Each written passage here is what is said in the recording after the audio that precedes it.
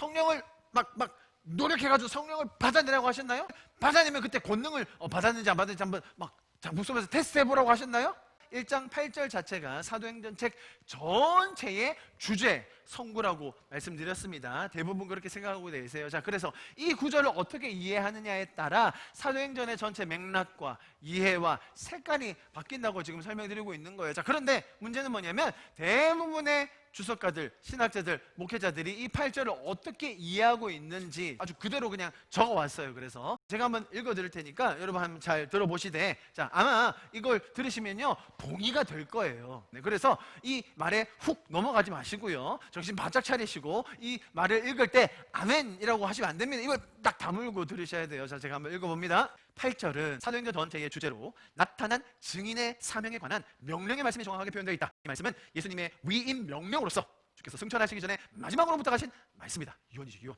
그러므로 이 말씀은 실로 최종적이며 절대적인 결론이다. 예수님의 이 지상명령은 모든 신실한 그리스도인들 위에 내려진 사명이다. 아멘 하신 분들은 넘어가신 거예요. 두 번째, 본절은 주님의 지상 대명령인 복음 전파 사역의 가장 중요한 요소가 뭐라고요? 전도자의 성령 충만임을 보여준다. 이제 마지막 제일 셉니다. 여러분 보세요. 영어 순교자, martyr이라고 하는데요, 증인, 오늘 나온 그 너희가 내 증인이 되리라, 마르투스, 들어보시죠? 마르투스라는 이 헬라어에서 유래했다는 거예요. 그러니까 증인과 순교자는 같은 단어라는 거죠. 그러니까 뭐예요? 이 증인은 죽음을 두려워하지 않는 순교적 자세를 가지고 보고 들은 것을 증거해야 함을 암시한다. 기존에 가지고 있는 이런 설명들, 사명, 명령, 순교 이꼬르 증인, 위임, 유언, 자, 이렇게 우리에게 주시는 사명과 명령과 유언이라고 이해를 하고 있는데요. 질문합니다. 8절도 이게 한 문장인데 문장을 딱 보시면서 예수님이 우리한테 뭘 하라고 했는지 찾아보세요. 우리한테 해라라고 명령하고 있는 거 찾아보세요.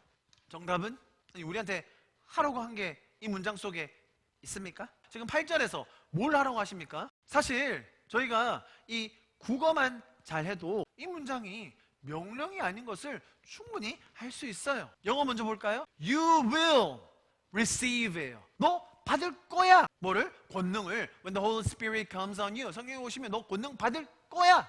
성령을 막 노력해가지고 성령을 받아내라고 하셨나요? 그리고 성령을 받아내면 그때 권능을 받았는지 안 받았는지 한번 막 묵속에서 테스트해보라고 하셨나요? And you will be my witnesses. 무슨 말이냐면 너 내 증인이 될 거야. 한글에도 그렇게 돼 있죠. 오직 성령이 너에게 임하시며, 자, 너희가 성령을 막 쟁취해가지고 받아내가지고 막 금식하고 부르짖고 땡깡 부려가지고 성령을 받아내라고 하셨나요? 아니면 성령 임할 거거든, 너희 성령 임할 거야, 기다리고 있어, 가만히 있으라니까, 가만히. 그러면 오실 거거든. 자, 오실 거면 어떻게 된다고? 너희가 권능을 받을 거란 게, 권능을 막 행하려고 막 테스트하고 막 시험하고 하지 말고 그냥 성령 받으면 권능 받는 거라고 설명해 주시는 거죠. 땅 끝까지 너희가 가가지고 증인이 순교자 될 각오로 되라잉, 그렇게 하셨습니까? 아니면 내 증인이 너희가 되리라 라고 설명해 주셨습니까? 우리가 사도행전의 색깔을 어떻게 칠해 왔느냐에 따라 지금 이렇게 명백한 문장도 달리 보이게 된다는 거예요. 혈서 쓰듯이 명령을, 사명을 붙들고 유언을 감당해내려고 하는 그런 자세로 보면, 야, 이 말이야말로 엄청난 사명 스테이트먼트죠. 우리가 지켜내야 하는, 반드시 도달해야 하는, 반드시 이뤄내서 성과 내야 하는. 여러분, 이 8절의 말씀은 예수님의 약속이요 선포인 것이에요. 너희가 성령을 받을 것이다. 받으면 너희에게 죄를 이기는 권능이 생기게 될 것이야. 그러고 나면 어떻게 되는지 아니? 너희도 모르는 사이에 내가 가는 그 곳마다, 내가 밟는 땅마다, 하나님께서 보여주시는 그 땅들마다 너희가 가서 증인이 돼 있을 거야. 이 말씀을 명령, 사명, 순교적 각오로 받아들여야 하는 유언으로 받아들이게 되면 앞으로 사도행전의 모든 스토리가 그걸 행해내는 사람들, 그거 하다가 목숨도 바친 그런 위인들, 그 사람들은 그렇게 했는데 나는 어떻게 살아야 되지?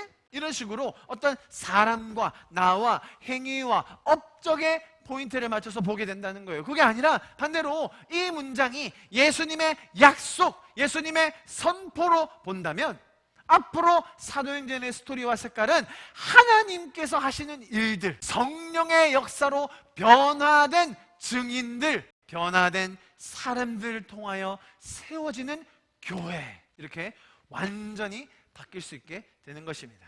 증인과 순교자가 같은 단어라고 했습니다.